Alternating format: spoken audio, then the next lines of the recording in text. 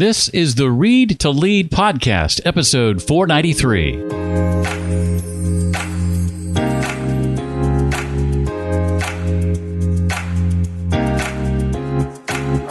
To put it bluntly, I really sucked at leadership in so many ways, and I thought I was great at it, and I wasn't. If you could go back in time and talk to your younger self, what would you say? Today's episode, sort of a version of Ebenezer Scrooge, or maybe It's a Wonderful Life, as we explore a new book from Dan Rockwell. Hi, I'm Jeff Brown, and this is the Read to Lead podcast, the podcast that's dedicated to your personal and professional growth. It's a place where I believe that intentional and consistent reading is key to success in your business and in your life. And to that end, we interview an author each week and talk about his or her latest book and their unique insights on a plethora of topics. Our guest today, I hinted at it a moment ago, is Dan Rockwell. He's co-written a book along with John David Mann called The Vagrant, The Inner Journey of Leadership, a Parable. I'll be asking Dan to share about why skills, talents, and drive are not enough to guarantee success, how the talents and strengths you have can deceive you when you lack self-awareness, how to combat the distorted assumptions we often have about other people's perceptions of us, and much, much more. Going to be a truly enlightening discussion. I was thrilled last week to receive dozens of emails from people who had received a free book from me in the mail. Actually, it was sent to them courtesy HarperCollins. It's a new book by my friends Kyle Bucket and Chris Mefford called Leadership is Overrated. It's a book that me and over 100 other people are going to be reading together on into October. And then on October 12th, we are going to join together to discuss the book, not just with each other, but also with the authors, both Kyle and Chris, as our special guests. Now, even though you may not have received a free copy of Leadership is Overrated, I want to encourage you to pick up a copy. The book is out now and start reading it right away, and plan on joining us on October 12th for that live session. It's happening at 3 p.m. Eastern Time on Zoom. And as I mentioned last week, there are two ways to stay updated on things like Zoom links and all that sort of stuff. You can go to my website, readtoleadpodcast.com, and sign up for my email list. Just fill in the form at the top right of the page with your name and email address. It's that simple. Plus, you get a free resource just for doing that. You can also join us at jeffbrown.me and become the latest member of the Read to Lead community with a Read to Lead Plus membership. You get to check it out for 2 weeks for free, and then after that, it's just $9 a month. In fact, it's inside the community where we'll be discussing the book between now and October the 12th when we're joined by Chris and Kyle. Again, that's jeffbrown.me and a Read to Lead Plus membership. 2 weeks free. After that, $9 a month. Otherwise, go to readtoleadpodcast.com and sign up for my email list, and we'll see you on October the 12th. Dan Rockwell is the author of the highly recognized Leadership Freak blog. His concise and practical articles are read in every country on the planet. Inc. magazine recognized Dan as the top 50 leadership expert in the English-speaking world and a top 100 speaker. The American Management Association lists Dan as a top 30 leader in business. His book is co-written with John David Mann, who also co-wrote books like The Go-Giver by Bob Burg. And even John himself appeared on the podcast a little over a year ago with his wife in episode 428 to talk about the book, The Go-Giver Marriage. Dan and John's new book together is called The Vagrant, The Inner Journey of Leadership. Well, Dan, I'm excited to have you here. I love business parables. I loved this one. It's really well done. We're not going to give away the story per se, but talk about how to apply what we've learned from having read your book. Welcome officially to Read to Lead. Glad to have you here.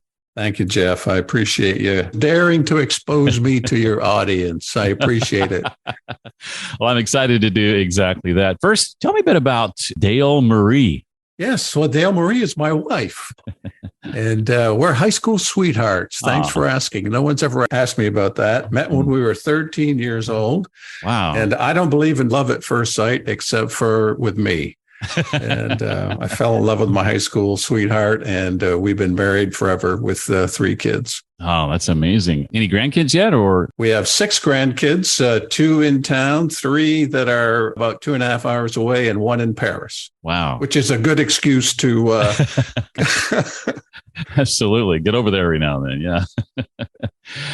Well, let's dig into a bit of your blogging journey over the years. This blog that many may be familiar with, but many may not, the Leadership Freak blog. What inspired you to start that? What have you done over the years to grow it? Maybe some of the doors it's opened for you along the way. Well, I always thought I was a really great leader. I always thought I was great at everything. And I shouldn't say that. I avoided the things that I knew I wasn't good at. Anyway, I was confused. And I got my MBA late in life. And I've really started piquing my interest in Leadership Freak. Well, in leadership. And that's where Leadership Freak comes from, is just an awareness that, to put it bluntly, I really sucked at leadership in so many ways. And I thought I was great at it. And I wasn't. So I started writing for myself. I made a commitment to myself that I'd write 5 days a week for a year. I had no idea what that meant. None. Not a bit. And I had written contracts and school papers and, but never anything like that. And I said, if it gets traction, we'll, I'll keep doing it. And I was so fortunate. I don't know exactly what it was, but I was so fortunate that it did get traction. And it changed our lives. About a year and a half in, I got my first invite to go speak. I came home that day from work. I was still working at the local Penn State affiliate here. And I told my wife, we can make money doing this. And, she laughed and I laughed, and it changed our lives. So I do, because of that, it has allowed me to meet people like you, smart people all over the world. I'm so thankful. I had no idea. But the cherry on top for me is meeting smart people, learning from them. And so it really did change our lives. There's something to be said for showing up every day and doing your work consistently, isn't there? I've certainly enjoyed some of that, having done this weekly for over 10 years now. And in that time, I've had the privilege to interview other authors of business parables over the years, Bob Burg being one of them, Andy Andrews another, your co-author, John David Mann, and his wife a little over a year ago. When did you know you were going to write a new business parable? Yeah, interesting question, because if you look at Leadership Freak, it's very tactile. It's like, these are 5 ways to do this, 4 ways to do that. And actually, when I got into writing Leadership Freak, that was really my goal. Now, it has expanded to understand that leadership is about who we are, not just what we do. But I had a story in my head for about 10 years about a young fella who was, very confident and a lot of talent and doing very well, but yet stumbles over himself and makes blunders. And so when you read the story, Bob, the main character, I made all his blunders and more. My list of blunders is very long. So I had this story, and I tried to write it a few times, but it wasn't my forte. I'm much more I try to be punchy and direct, and writing a narrative style didn't work. I tried to write it. It was just terrible. And then one day I thought about, let someone, yes, invite someone in. That changes your life. And that's where John David Mann came. Couple of commonalities there between us. I let someone into the book writing process and published a book. At the time we're recording this, it'll be 2 years ago tomorrow when it published. And then the other thing is the overwhelming number of leadership blunders I've made throughout my career and still make. Easily the single most, I think, important theme or lesson from the book is how not to be your own worst enemy, or how not to stumble over yourself, as you put it. Why are, Dan, useful skills, talent, and drive not guaranteed to success? I wish they were. Me too. Right? But I think we can be blinded by our strengths. And the other side of that is we don't see ourselves like others see us. And leadership is about people. And so I look at others and I think they see the person, when they look at me, they see the person I see, but they don't. And that really is, that's just a weight. It's a struggle. But we can be blind. We can also be blinded by our strengths. There's that. What's that saying? A boy with a hammer wants to smash everything. And so if you're great, if your strength is planning, Your solution to everything is planning. If your strength is coming up with ideas, your solution is come up with ideas and continue to hone things. By the way, that was one of my blunders, is I was always polishing. I always had a new idea. And I happen to have a doer on my team who is fantastic. And one day I called him after a meeting, after we'd made a decision. I said, "Hey, what about this?" He said, "We made that decision." We're done. Well, what of those who might feel, and I know your co-author John once felt this way, that discussions of self-awareness and self-reflection in particular sound like, to use your words, hippie talk. Yes. Yeah, that comes from, like, hippie talk comes from, of course, I was born in 56, right? I think it was. So, you got the 60s and the 70s, but I lived in central Maine. So the kind of the hippie movement didn't reach Maine until the 80s, and I was already gone. But we sort of, like, hippie talk was like, all those people that smoke dope and they want to hug trees and they want to sit on, they want to, like, free love and all of that. Yeah. And so for me personally, and I find for many leaders who are like no nonsense, let's get her done sort of people, we don't want to talk about the softer side of self-awareness, knowing yourself, emotional intelligence, which now we know the research is saying once you get to a certain level in an organization, your skills that you learned all the way through, they're not really nearly as relevant as your relationship building skills. You talked a little bit about this. I'd love for you to maybe explore it a little more deeply about how talents and strengths, the ones you have, can deceive you when you lack self-awareness, but also the impact of talents and strengths you think you have, but you don't.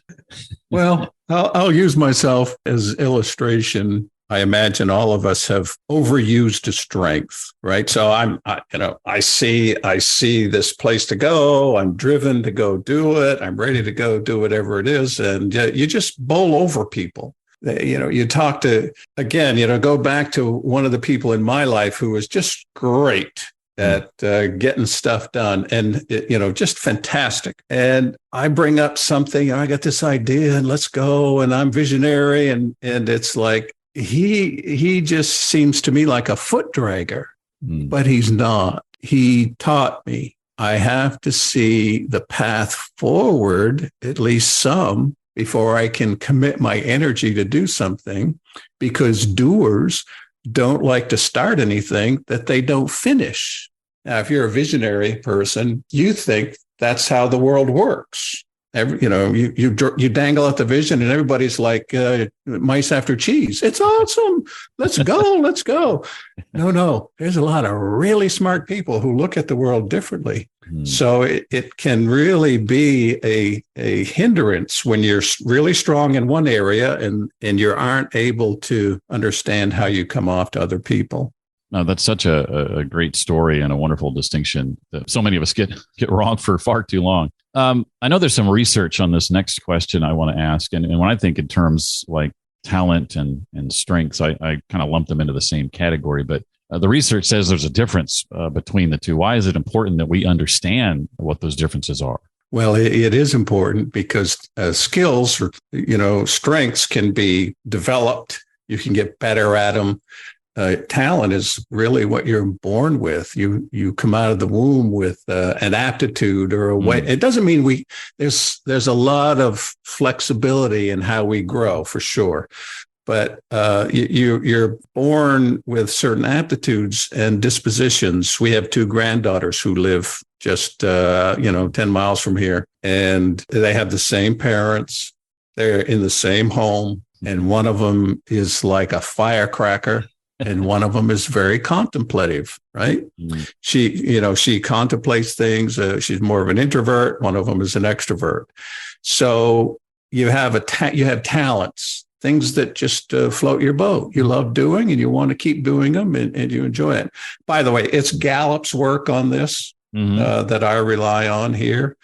And then strengths are things that you can develop and get better at. And we shouldn't let things hold us back from learning, obviously, I always bristle a bit when somebody says, well, I know I'm supposed to be doing that, but that's just not me. No, probably we should learn how to do that. And we can. There's a lot of flexibility there. We've talked a little bit about how other people perceive you, and it's not necessarily often how we perceive ourselves. They're not seeing the same person or the person we like them to see. How can we combat what otherwise might be distorted assumptions about other people's perceptions of us and responses to us? I guess another way of asking that would be, we might suspect we're in a situation where we think we have deep relationships, but they're actually not deep. They're shallow. Wonderful, wonderful question, Jeff. And, the vagrant in that story is about a fellow who thinks he has good relationships and come to find out there's a saboteur on the team. It's so funny. Other people see us better than we see ourselves sometimes, which leads me to say one way to deal with this issue is to, let's use that phrase again, bring the outside in, seek feedback, listen to patterns. So I had people telling me, Dan, you're pushy. Now, they didn't always say that in those direct words. Right. And I remember I had someone on the team, I was seeking feedback. And I think this is important because if you want to know how you're perceived by others, you got to go to others and get their feedback on it. And I sat with a team and I asked them very specific questions. And one of the women on the team said, you can be pushy. I still didn't get it. It must have been 2 weeks later, I was having a conversation with a person, and this woman happened to be in my peripheral vision. And she was going like that. She was like giving me this look of that's pushy. And it was the first time, because I didn't feel like that's what it was, but it was the first time I saw it. And boy, that's so powerful. Well, that then I would assume means that as we go through this kind of self-discovery process, you're saying, let's not do that alone, right? Let's involve other people along the way, because doing it alone is not going to get the results that we think it will. Brilliant observation. And I think the first time this dawned on me was in 2011. And I had 3 conversations in 2 months that really changed my life. I didn't know they would until I had the third one.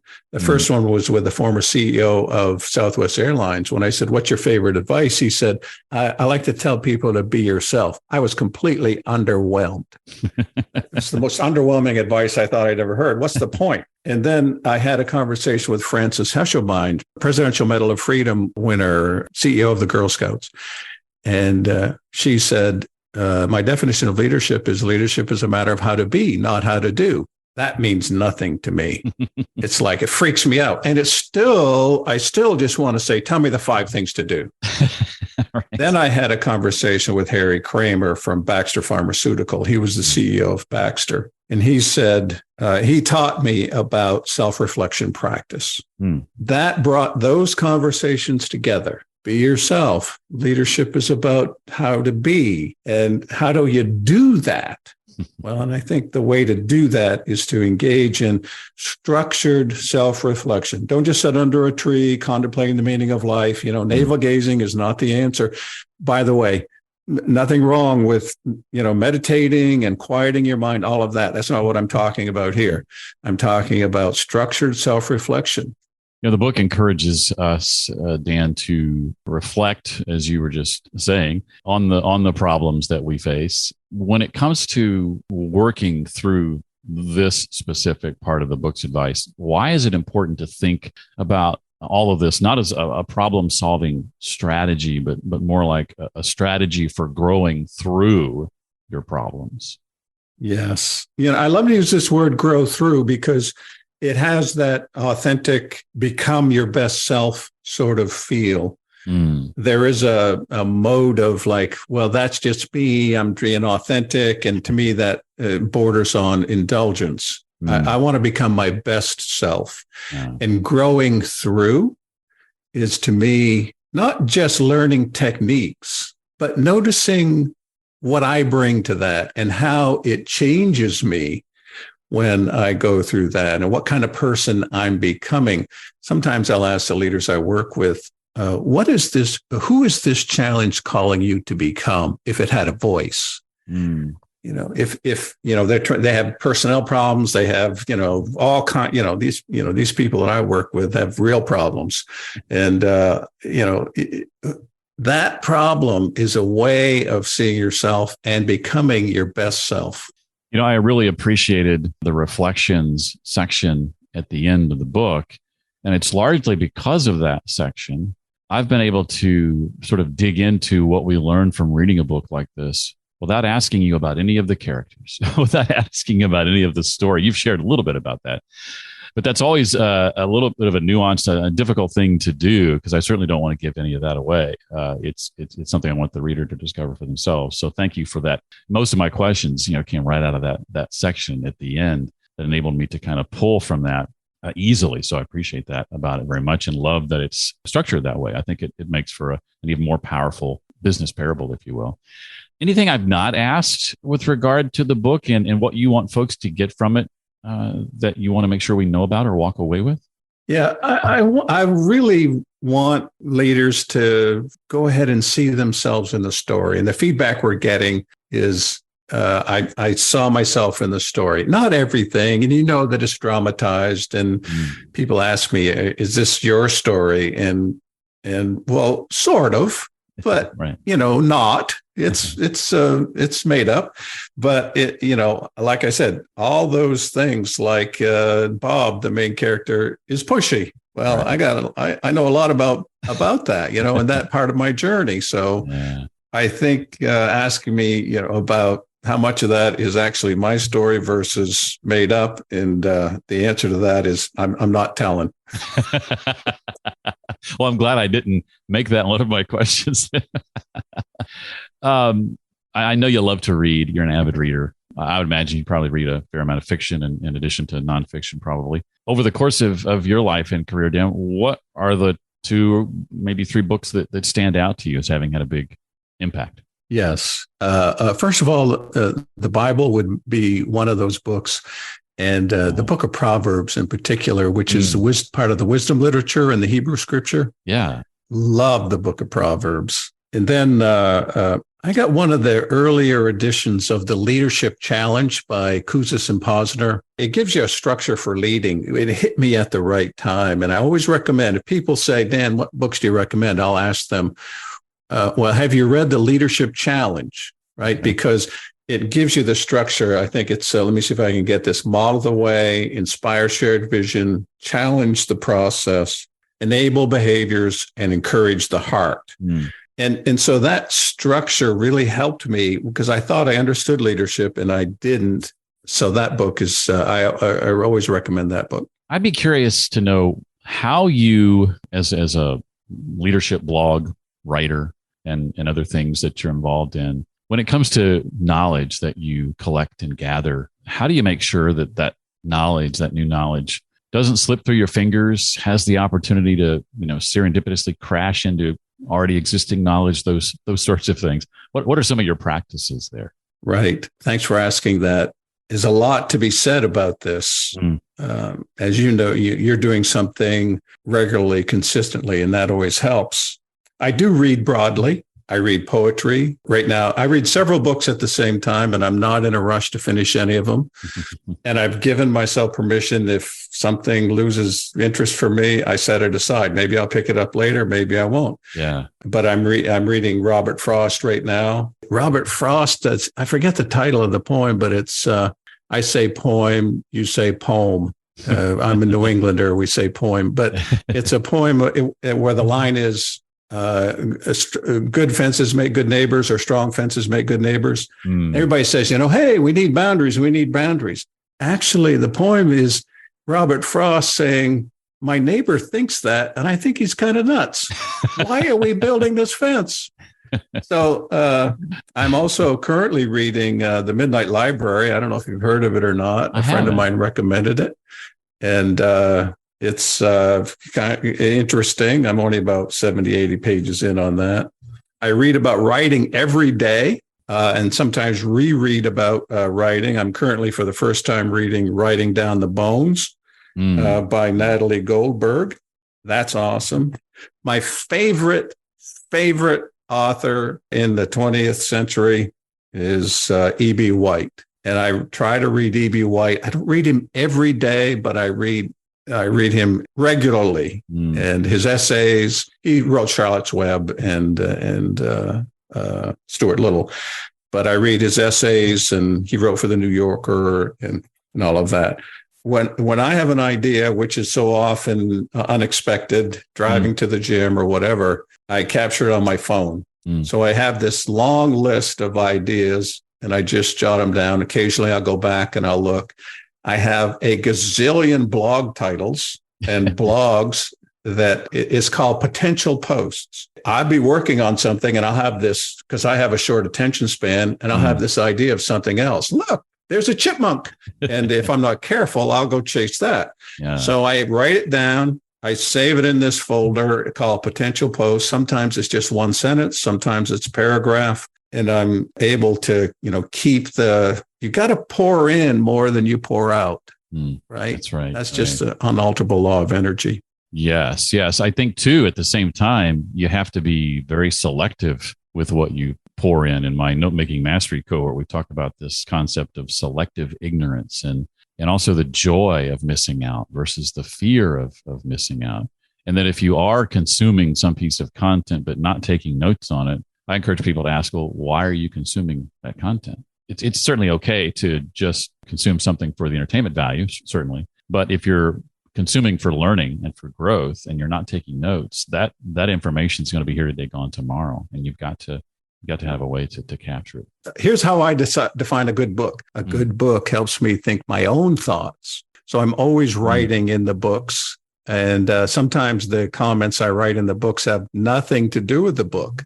It's just like sparks a thing. And I loaned a book. I have a book called Humilitas. Humility is one of my favorite topics. And that I know nothing about, but I want to learn about. Anyway, I have on my shelf a book called Humilitas, which is about humility. And it's got tons of notes in it. And I loaned it to a guy I was working with who happens to be local. And when he gave it back, I'd forgotten about all the notes. And when he gave it back, he said, "I think I learned a lot about you." Oh, that's great. And I love that concept of reading a book helps you think your own thoughts. I think that's very, very powerful. And again, something that we try to unpack in the Note-Making Mastery course. There's really not a whole lot new under the sun. Most of what we do when we consume the content of others, and then we create something out of the knowledge that we're just remixing. Everybody's remixing. And I like that sort of description of what I would call remixing there. That's fantastic. You mentioned books on writing. Have you read any of, I think is it William Zinsser? Have you read any of his work on writing? Zinsser is sitting right over here. On Writing Well by William Zinsser, right? Yes. I have the anniversary edition. And he has another book called Writing to Learn. That's sitting right beside that. Zinser's awesome. Yeah. Have both of those books myself as well. Well, Dan's new book, which is officially coming out today, the day this episode's being released, is called The Vagrant, The Inner Journey of Leadership. Dan, this has been a treat. Thank you so much for taking the time. I really appreciate you being here. Thank you, Jeff. I appreciate the opportunity. I love it when leadership messages are packaged in a story, as is the case with this book. But like I said during the interview, I also like it when all of those lessons are neatly packaged for you at the end. It makes it so much easier. I recommend this book to you. Again, it's called The Vagrant. I hope you'll check it out. Again, it officially releases today, September 19th. Some upcoming conversations I'm excited to tell you about include books like Manage Like a Mother, Leadership Lessons Drawn from the Wisdom of Mom, that with Valerie Cockrell.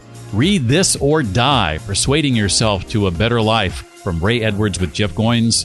The book I mentioned at the beginning of this episode, Leadership is Overrated, written by Chris Mefford and Kyle Bucket. Also, The Point by Steve Woodruff, The Family First Entrepreneur by Steve Chow, and Autonomous Transformation Creating a More Human Future in the Era of Artificial Intelligence. That by Brian Evergreen. All that and more is on the way between now and the end of the year. I hope you'll come back week after week. Oh, and next week we'll be hearing from Matt Abrahams as we talk about his book, Think Faster, Talk Smarter, How to Speak Successfully When You're Put on the Spot. That's next time on the Read to Lead podcast. That does it for this week. Hope to see you next time. Until then, as always, remember, leaders read and readers lead.